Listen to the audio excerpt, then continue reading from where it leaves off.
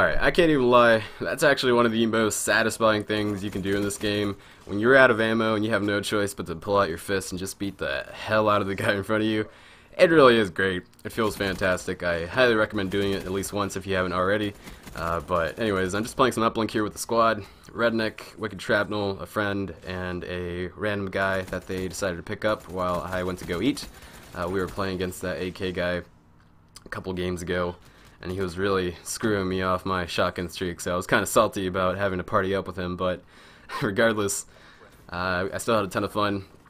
Uplink in this game mode is actually a lot more fun than Advanced Warfare. I can't really explain why, since it doesn't really work differently at all compared to Advanced Warfare. I think the main difference is the maps. The maps are actually pretty controllable in this game. They're predictable, whereas in Advanced Warfare, like, there's just so many routes people could take. The movement just really allows them to get away from you and take these routes very quickly, and they just get by you and score on you pretty easily. So yeah, that's why Advanced Warfare's uplink was pretty annoying to play for the most part.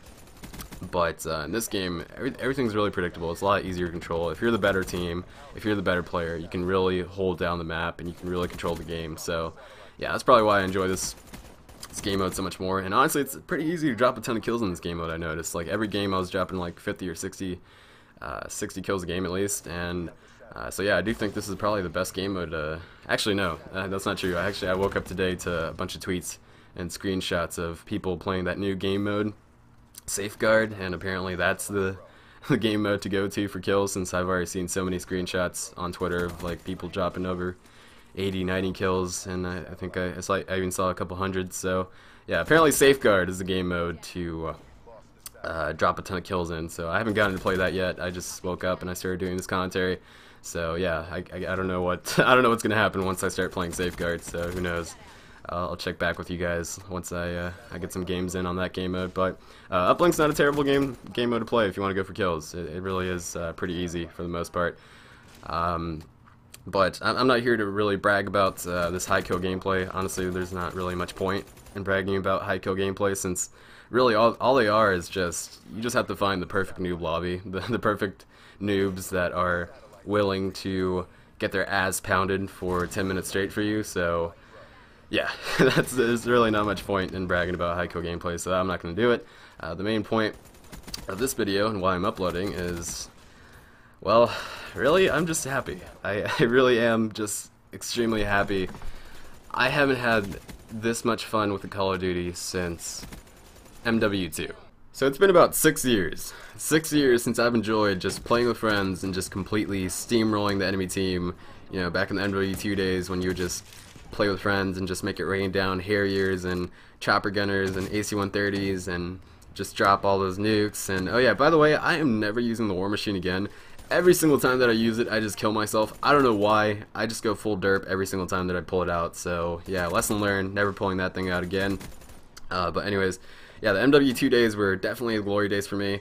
I just loved playing with friends and just making it rain, all those kill streaks, and honestly, the guns were a ton of fun to use as well.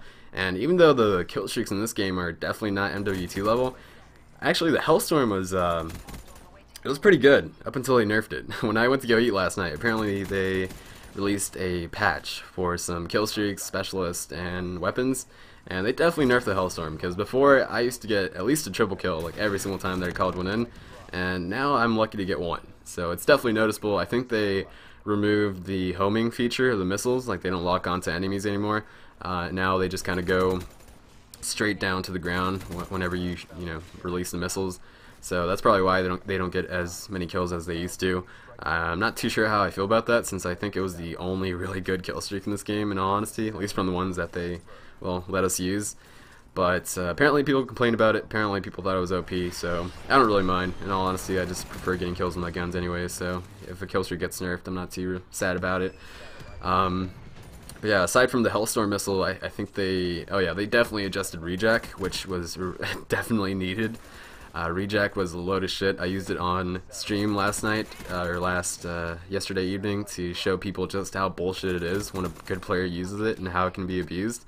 And so yeah, Rejack was definitely a load of shit. It's not nearly as big of a load of shit as it was before, now that they patched it, but it's still kind of obnoxious. Honestly, I would just prefer if they would remove it entirely, but that's probably not going to happen. So yeah, there's no point in bitching about it. I'm just glad they did tone it down quite a bit. And I also think they adjusted the... Well, actually, no. I was about to say the Razorback, but no, that's not true at all. What the heck am I saying? This gun is definitely still overpowered. It's probably still the best gun in the game, in all honesty. It's an SMG, but you can use it as an AR. It basically has no recoil, melts people up close, it melts people at range. So, yeah, I was really surprised that they didn't touch this gun at all. And the M8. The M8 still seems just as good as before, so...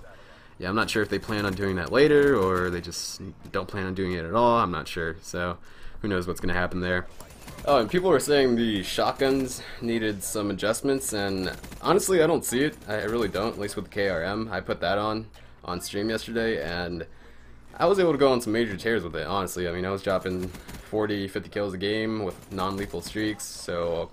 I think they're fine. I mean, they don't automatically delete somebody every single gunfight that I get into, where, you know, as soon as I press R1, they're dead. That doesn't happen too often, and yet I don't get too many hit markers for the most part, so I think they're just fine. But, I mean, you can disagree with me if you want to. I'm sure shotgun lovers would just love to have, like, just a constant, instant one-hit kill shotgun like the Spaz 12 back. So, yeah, I'm sure there's people that disagree with me. But I do feel bad for the snipers. I picked up a sniper yesterday, and I completely forgot that they have no aim assist, and I play on a 10 or 11 sensitivity. And so when I tried to scope in and snipe somebody, it just went everywhere. So I completely forgot. I was not expecting it, and so yeah, I can definitely see why snipers would complain about, well, snipers.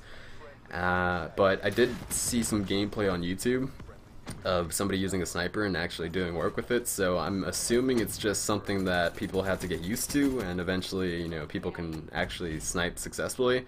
Or maybe it's just the fact that, you know, I was just watching like a sniping prodigy and only he's able to snipe or something, so if that's the case, if, you know, if only a few select people are able to snipe now, thanks to the removed aim assist, well, it's probably, it's a tad bit unfair, since, you know, snipers with no aim assist going up against ARs with pretty heavy aim assist and SMGs, it's a pretty rough gun to use now. So I feel kind of bad. I think they should have a tiny bit of aim assist, not too much, not like past Call of Duties. Just give them a tiny bit, you know.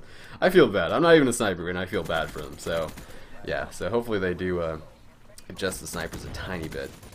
But yeah, overall, I just really love this game. I love the maps, I love the guns, I love the movements. It takes a while to get used to the specialists, but I've just come to just really accept them, and I do think that they do add an interesting and fun factor to the game. And I know people are going to say that I'm just in the honeymoon stage of the CoD cycle right now, and I'm just being delusional, but I really don't think I am, and I really do think that this is going to be the best, if not one of the best years of Call of Duty that we've had in a long time. I mean, honestly, I haven't been this addicted to Call of Duty since, like I said, MW2, so it's been 6 long years, man.